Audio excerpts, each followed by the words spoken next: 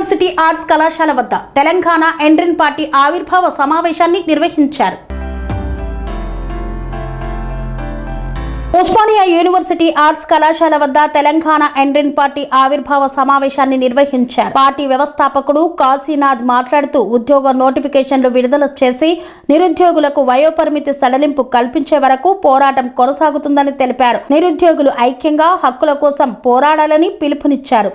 అశోక్ నగర్ లో గ్రూప్ 1 ఉద్యమాలను లేపుతున్నప్పుడు GO number 29 ద్వారా ఎందుకంటే మా దగ్గర కొట్లాడే దమ్ము లేనప్పుడు అది కొంతమంది దగ్గరికి వెళ్ళి కొంతమంది నిరుద్యోగుల రూపంలో పేడ్ బ్యాచ్ అనేటువంటి 7 లక్షల రూపాయలు వసూలు చేసి అక్కడ వాళ్ళ బండారం మొత్తం బయటపడ్డ తర్వాత అశోక్ నగర్ నుంచి వాళ్ళు మకాం మార్చడం జరిగింది. అది ఎక్కడంటే దిల్సుఖ్ నగర్లో. ఆ దిల్సుఖ్ నగర్లో మకాం మార్చుకొని ఏ విధంగా సరే ఉద్యమాన్ని తెలంగాణలో నిరుద్యోగ ఉద్యమాన్ని అణిచివేసి దాన్ని మేము క్యాష్గా తయారు చేసుకోవాలని ఒక దుర్మార్గమైన కుట్రలతోటి అక్కడ ఎందుకంటే పొద్దునేమో బీఆర్ఎస్ తోటి ఉంటారు, సాయంత్రం అయితే కాంగ్రెస్ తోటి ఉంటారు. కాబట్టి వీళ్ళు నిరుద్యోగులతో ఉండరు, నిరుద్యోగుల పోరాటంలో ఉండరు, నిరుద్యోగుల పోరాటంలో భాగం కాదు.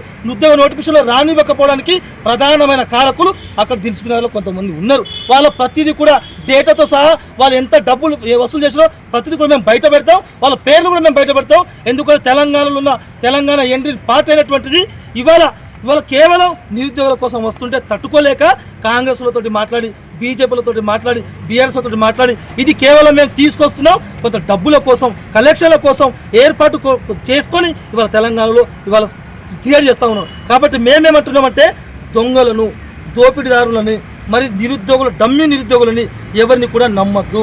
వాళ్ళు కేవలం డబ్బులు వసూలు చేయడానికి కోసం మాత్రమే నిరుద్యోగ ఉద్యమాన్ని సర్వనాశనం చేయడానికి కోసం మాత్రమే పుట్టుకొచ్చిన వాళ్ళు. అదే నేను అంటున్నది కాదు. దిల్సుఖ్ నగర్లో ఒక నిరుద్యోగికి వెళ్ళి అడగండి, అక్కడ ఉన్న వాళ్ళు నిజంగానే ఉద్యమాన్ని నడుపుతున్నారా, లేకపోతే నిజంగానే ఉద్యమాన్ని ముందుకు తీసుకెళ్తున్నారా, పోరాటంలో సత్యం ఎంత ఉంది అన్నటువంటి అడగడం కూడా ఒకసారి మీరే నిర్ణయించుకోవడానికి కూడా తెలియజేస్తా ఉన్నా. విద్యార్థి నాయకుడిగా, నిరుద్యోగ నాయకుడిగా ఎండ్రిన్ పార్టీ ఏదైతే కాశీనాథ్ అన్నగారు ఆధ్వర్యంలో పెట్టారో దానికి మద్దతు తెలియజేస్తున్నాం. ఇది హక్కుల కోసం పుట్టిన పార్టీ, వ్యక్తుల కోసం పుట్టిన పార్టీ కాదు. ఇక్కడ నుంచి ఒక అంశాలు తెలియజేస్తున్నాం. తెలంగాణ నిరుద్యోగులు ఏదైతే హక్కుల్ని నిర్వీర్యం చేయాలని కొంతమంది ఎవరైతే తయారయ్యారో వాళ్లకు వ్యతిరేకంగా పోరాటం చేయడానికి కూడా ఈ ఎండ్రిన్ పార్టీ సిద్ధంగా ఉంటుందని తెలియజేసుకున్నాం. ఎండ్రిన్ పార్టీ ప్రధాన లక్ష్యాలు ఏదైతే 30 లక్షల నిరుద్యోగులు ఉన్నారో, ఏదైతే బ్యాక్లాగ్ పోస్టుల కోసం చూస్తున్నారో ఆ బ్యాక్లాగ్ పోస్టుల గురించి, మరి ఏదైతే వయో పరిమితి SIPC కానిస్టేబుల్కి 38 నుంచి 36 సంవత్సరాలు పెట్టారో ఆ లక్ష్యాలకి, మరియు జీవో నెంబర్ 29 మీద మరియు జీవో నెంబర్ 46 మీద పోరాటం చేయడానికి, DSC బ్యాక్లాగ్ పోస్టుల గురించి, అనేక నిరుద్యోగుల అంశాల గురించి మాట్లాడటానికి ఈ ఎండ్రిన్ పార్టీ పెట్టడం జరిగింది.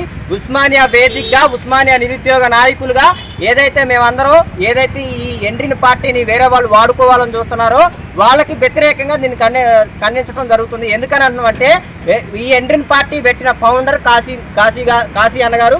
ఈ కాశీ అన్నగారికి దీనికి సంబంధించిన హక్కులు ఉంటాయి, నిరుద్యోగులకు ఉంటాయి ఈ హక్కులు.